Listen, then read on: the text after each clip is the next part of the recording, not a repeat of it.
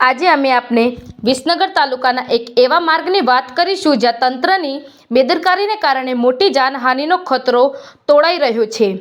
વિસનગર તાલુકાના કિયાદર ગામથી ઉમતા રોડને જોડતો આ માર્ગ જ્યાં કિયાદરની સીમામાં આવેલું નાળું હાલમાં ભયજનક સ્થિતિમાં છે। આ નાળું બન્યાને માંડ 3 થી 4 વર્ષ થયા છે અને આજે જુઓ તેના એક ભાગમાં મસ્ત મોટું ગાબડું પડી ગયું છે, તે હાલમાં લટકી રહેલ જોવા મળે છે। આ માર્ગ પર સાધનોની અવરજવર સતત ચાલુ રહે છે।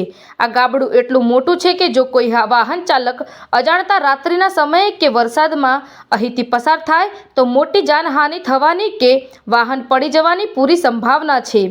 સ્થાનિક ગ્રામજનો આક્ષેપ, આ નાળું બન્યું ત્યારે જ લાગતું હતું કે કામમાં ક્યાંક વેઠ ઉતારાઈ છે। 4 વર્ષમાં જ હાલત આવી થઈ ગઈ છે।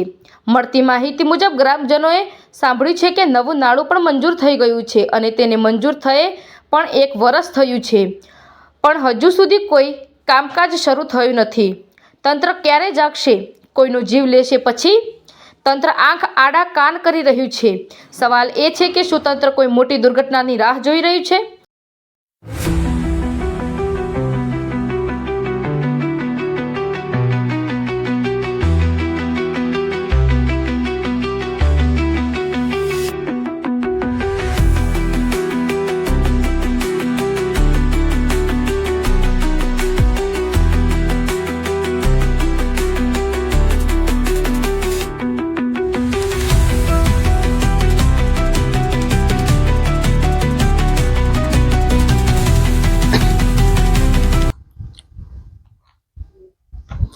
આ મેન રોડ છે, કિયાદરથી ઉમતાને જોડતો ધોરી માર્ગ છે।